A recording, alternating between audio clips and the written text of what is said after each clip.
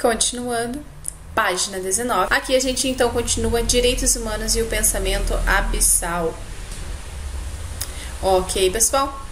Uma leitura crítica dos direitos humanos convencionais não escapará ao reconhecimento de que as suas condições de possibilidades estão escritas no quadro paradigmático do pensamento moderno ocidental. Em certa medida, como temos alegado, Santos 1995, é possível perceber a modernidade ocidental como um paradigma fundado na tensão entre regulação e emancipação social. No entanto, essa tensão fracassa em considerar a realidade daqueles que são considerados menos humanos e cuja existência é marcada, outros sim, pela dicotomia apropriação-violência. A questão é que o pensamento moderno ocidental se baseia na distinção invisível entre as sociedades metropolitanas e os territórios coloniais. Santos 2007-2014. De fato, a dicotomia regulação e emancipação apenas se aplica às sociedades metropolitanas. Seria impensável aplicá-las aos territórios coloniais, uma vez que esses estão do outro lado da linha. O pensamento moderno ocidental é, assim, um pensamento abissal, profundamente marcado pela criação de dois universos distintos. O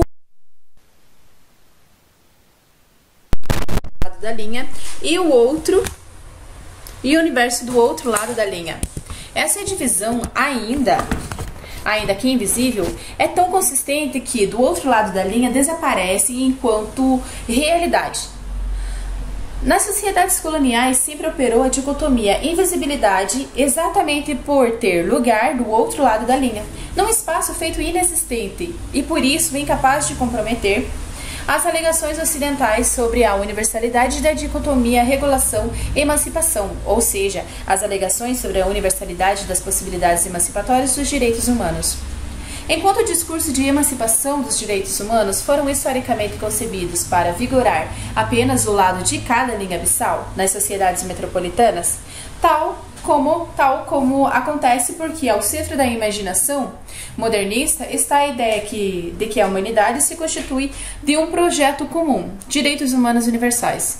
Essa imaginação humanista foi incapaz de entender que, uma vez combinado com o colonialismo, capitalismo, seria incapaz de abandonar o conceito de sub-humano como parte integral da humanidade. Existe um nexo colonial racista, uma íntima relação entre epistemologia e ontologia, bem sublinhada por Nelson Maldonado Torres, 2007, quando propõe o conceito de a colonialidade do ser juntamente com a colonialidade do ser, do saber e do poder. Essa sensibilidade às exclusões abissais, ela deverá conferir um lugar central em relação ao modo como, ao longo da história, mulheres enfrentaram de forma acumulada as opressões patriarcais e heterossexistas, juntamente às exclusões da racialização e hierarquização colonial. Spivak, 1999, Lugones, 2007. A zona colonial constitui-se como território social da moderna ou da modernidade, sumamente criado e mantido por uma ordem violenta, mas, ao mesmo tempo, suficientemente demarcado pelas linhas abissais para que a violência ali praticada fosse estruturalmente invisível ou irrelevante à zona metropolitana. As linhas abissais da modernidade ajudam-nos a pensar os abismos que, ainda hoje, expõem vastas populações do sul global à vigência do colonialismo e os seus legados, e as assimetrias de um sistema mundo moderno definido a partir da expansão oceânica dos povos ibéricos no final do século XV. No entanto, as linhas abissais no seu poder para separar em realidades e pessoas, operam não apenas pelas fronteiras geopolíticas e pelos mares e muros que dividem mundos, mas também do modo intersticial, separando de forma sutil realidades contíguas, às vezes na mesma rua de uma mesma cidade. De fato, se considerarmos, por exemplo, as pequenas Europas, que um pouco por todo o mundo definiram o privilégio do colonizador nos territórios coloniais, ou a forte presença dos sujeitos escravizados africanos na Europa colonial desde o século XV, temos uma antiquíssima contiguidade racialmente vigiada em espaços de franca intimidade entre o metropolismo e o colonial. Herdeiros que somos de muitas experiências coloniais do mundo. incluindo os colonialismos internos cientes dos fluxos da globalização econômica e das migrações que marcam o presente. E teremos de entender a linha abissal a partir de uma sensibilidade capaz de perceber, tanto no sul imperial quanto na experiência de imigrantes sem papéis que trabalham clandestino nas cidades do norte global. Assim, o colonial, constituído pelas linhas abissais da modernidade, surge como uma metáfora para aqueles que perceberam ou percebem as experiências da vida como tendo lugar no outro lado da linha. Em grande medida, o que melhor distingue as linhas abissais da modernidade, nas palavras de Boaventura Sousa Santos, é o seu poder de criar inexistência. A divisão é tal que, do outro lado da linha, desaparece enquanto realidade. Torna-se existente ou inexistente. Torna-se inexistente ao mesmo e é mesmo produzido como inexistente. Inexistência significa não existir sob qualquer forma de ser relevante ou compreensível.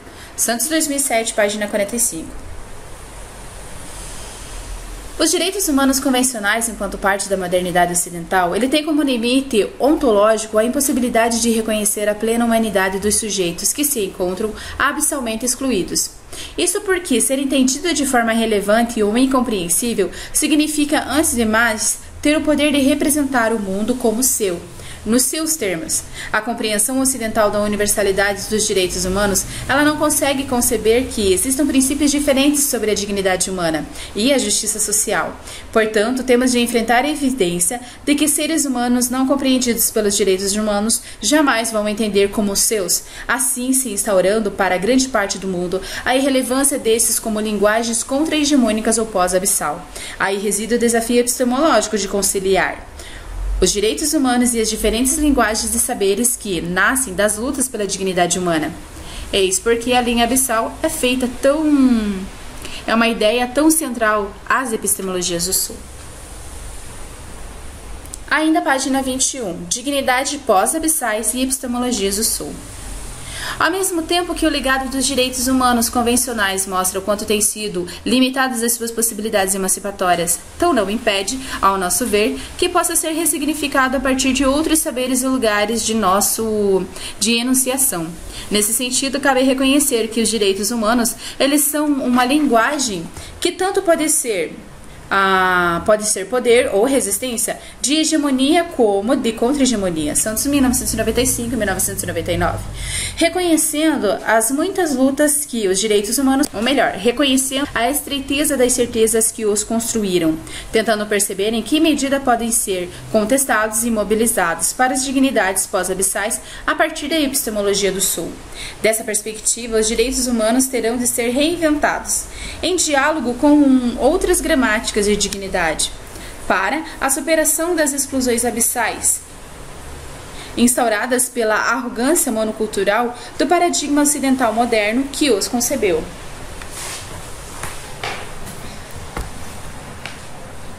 Tal implica dar a centralidade à distinção entre exclusões abissais e exclusões não abissais, conferindo primazia às últimas.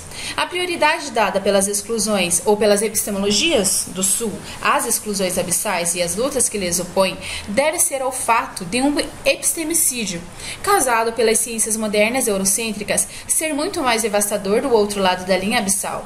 Deve-se ainda ao fato de que as epistemologias do Norte, mesmo no seio das perspectivas críticas animadas por ideias emancipatórias, como aquelas que frequentemente se articulam como direitos humanos convencionais, se desconhece o vasto universo de extermínios, saberes e lutas que foi colocado do outro lado da linha. No entanto, tal prioridade não quer dizer que as exclusões não abissais não sejam tão importantes. E a luta global contra a dominação moderna jamais será cumprida se não contar com as lutas contra as exclusões não abissais. Procuramos, sim, criticar a ciência moderna e a legalidade eurocêntrica por ter ocultado que a humanidade governada pela tensão entre regulação e emancipação, sociabilidade metropolitana, só é possível nas cidades capitalistas, coloniais e patriarcais mediante a persistente reprodução da desumanidade. O conjunto dos corpos racializados e sexualizados governados pela tensão entre apropriação e violência, sociabilidade colonial. O pluriverso do humano que este livro procura dar conta tem por utopia mobilizadora a superação das linhas abissais da modernidade. Dentre os procedimentos da epistemologia do Sul que nos estão a ampliar o presente e contrair o futuro, definimos como fundamentais para um deslocamento pós-abissal dos direitos humanos, a ecologia dos saberes e a tradução intercultural. Santos 2007 e 2014. A ecologia dos saberes, ela consagra uma perspectiva dos direitos humanos construída a partir das epistemologias do Sul, que se funda antes de mais numa categoria recusa das alegações universalistas da ciência e da legalidade moderna ocidental. No entanto, ao defender que os critérios de validação do conhecimento elas não podem ser externos aos conhecimentos que validam, as epistemologias do Sul também recusam o relativismo ahistórico, neutral e absolutista que não permita uma ancorada numa realidade situada. Neste modo, na luta contra a opressão e na busca de alternativas, os conhecimentos deverão ser validados em função da sua utilidade para maximizarem as possibilidades de sucesso das lutas contra a opressão. Portanto, os direitos humanos nem têm precedência sobre os outros saberes e narrativas de dignidade e nem devem ser a prioristicamente invalidados. Mesmo que saibamos que os direitos humanos eles têm dificuldade em confrontar as exclusões abissais, que muitas vezes assumem a forma da arrogância civilizacional e que na sua presente forma ele tem um caráter humanitarista e paliativo, e não cabe invalidar sem mais as lutas que esses possam mostrar úteis. Destituídos da arrogância universal em que se faz nascer, os direitos humanos eles poderão ser parte de uma ecologia de saberes acerca de uma luta contra a opressão e pela afirmação das diversas narrativas de dignidade humana. Essa ecologia dos saberes ela deve articular-se primeiro com a sociologia das ausências, Santos 2014, através da qual serão viabilizados ou visibilizadas e amplificadas as violações de dignidade humana que não são conhecidas e reconhecidas, tal como a luz dos quadros epistemológicos e ontológicos, empáticos e históricos e mediáticos que resultam da consciência global da matriz ocidental. Em segundo lugar, a ecologia dos saberes nutre-se de uma sociologia das emergências, Santos 2014, e a partir da qual se desenha um futuro de possibilidades concretas. Então, trata-se de reconhecer as lutas que dão vida e significado aos direitos humanos e os que vernacularizam nas práticas. Em segundo lugar, nós propomos uma tradução intercultural e retomamos a ideia de que as possibilidades emancipatórias nos direitos elas dependem crucialmente de sua reinvenção intercultural, Santos 1999.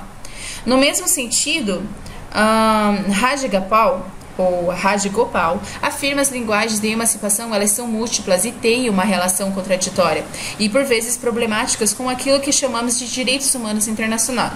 Rajagopal, 2009, página 59. Através da tradução intercultural, os direitos humanos eles são convocados para um diálogo com as culturas, teologias e agendas políticas que os tiram do lugar, aproximando-os do Sul, das lutas pela existência, reconstituindo-os a partir das humanidades emergentes que visem desalojar os lugares comuns às narrativas da emancipação social e reconstruir os horizontes. A proposta de um movimento para o Sul capaz de ressignificar as fronteiras da humanidade, conforme construídas ou constituídas pelos direitos humanos convencionais, elas não cumprem um mero desígnio, de um descentramento para concessões mais inclusivas.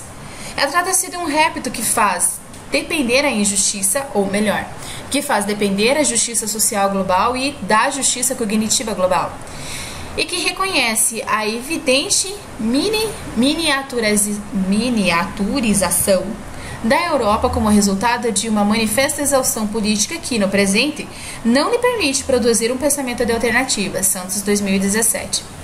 Esse movimento para o Sul significa igualmente por os eventos conflitos globais no Sul anteciparem muitas vezes os que ocorrem mais tarde no Norte global, conforme defendido, entre outros, por Gian Kamaroff e John Kamaroff, 2012. Em causa está o modo como os efeitos da voragem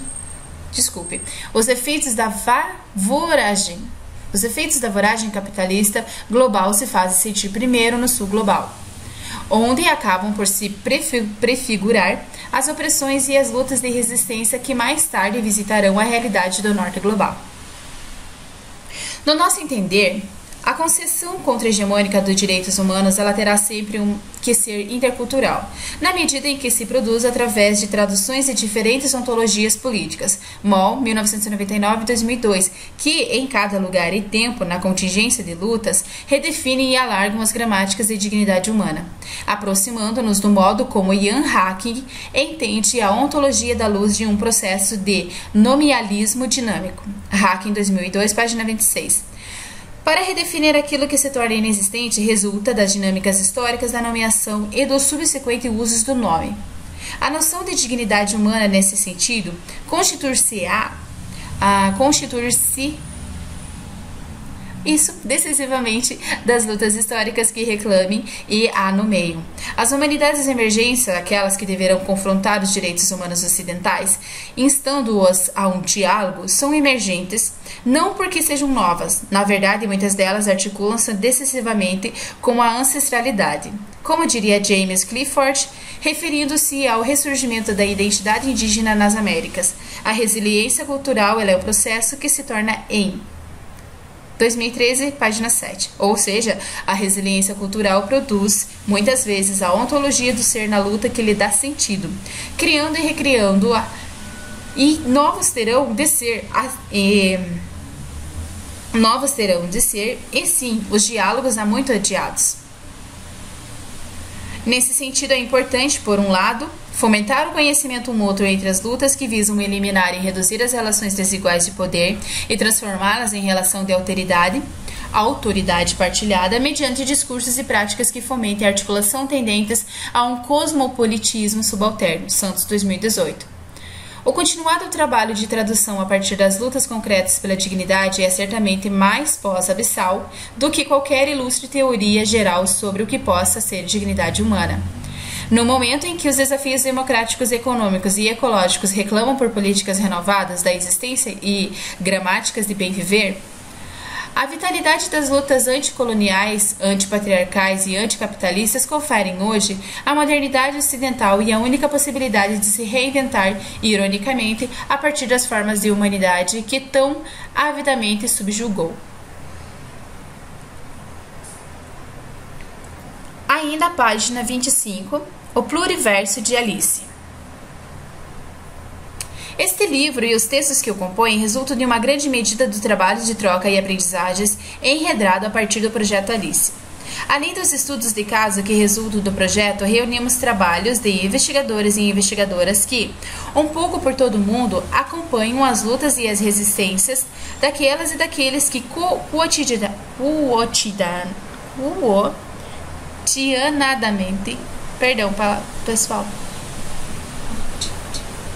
cotidianamente, reinventam as gramáticas de dignidade. Por meio dos textos aqui resumidos, comparece nas páginas desse livro um pluriverso de linguagens geográficas e os corpos em luta. As mulheres muçulmanas na Europa, as populações de alvo de intervenções humanitárias pelo mundo, as vítimas do apartheid na África do Sul, as populações deslocadas pelo direito ao desenvolvimento, as memórias incorporadas dos sobreviventes do desastre de Bhopal, as alianças das mulheres indígenas pelo mundo, as populações das periferias nas cidades brasileiras, os membros do movimento muçulmano, a Pasmanda na Índia, as vítimas de violência política na África pós-colonial, as demarcações territoriais das populações indígenas e afrodescendentes na América Latina, as histórias esquecidas das mulheres no período colonial em Moçambique, os diálogos contra os fundamentalismos do nosso tempo, as lutas contra a violência sexual na Índia, os migrantes e refugiados ante as fronteiras do Mediterrâneo, as lutas feministas do Tribunal Interamericano de Direitos Humanos, o racismo institucional na Academia de Portugal, as experiências do católico na Índia, a antiguíssima colonização interna do povo Roma na Europa e os refugiados em campos de confinamento na Dinamarca. A primeira parte, as fronteiras do humano, de cariz mais teórico, ela reúne os capítulos em que se dedicam a pensar como a ideia de humanidade depende crucialmente de fronteiras que, embora contingentes definidas, recolhem centralidade no modo como definem os termos das diferentes lutas por a dignidade. Os 5 capítulos que compõem que a compõem debruçam-se sobre os regimes históricos, religiosos, teleológicos que estabelecem hierarquias entre humanos, que definem os critérios de presença à humanidade e do subhumanidade e que estabelecem as relações entre o humano e o divino e a natureza. A segunda parte, Lutas e Emergências, reúne 15 capítulos cujas reflexões se inscrevem em realidades empíricas concretas de lutas pela dignidade humana. A ordem dos capítulos da segunda parte ele obedece uma separação regional continental. Os capítulos 6, 7, 8 e 9 referem-se aos quadros sociais do subcontinente indiano. Os capítulos 10, 11 e 12 referem-se às realidades do continente africano.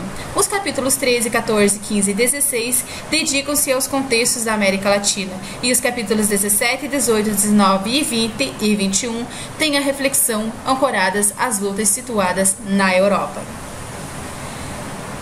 Por hoje é isso, pessoal. Nós paramos na página 26. Na verdade, na página 27. Se caso vocês tiverem a intenção de algum desses capítulos em específico, vocês podem estar pedindo também nos comentários. Eu peço que deixe seus comentários, o seu like, para ver se realmente eu continuo realizando a leitura para vocês deste livro ou de algum outro. Eu vou começar agora com o segundo livro também de Carvalho. Se caso vocês se interessarem, nós encontraremos na próxima. Até mais, pessoal. Beijo e obrigada por terem ouvido.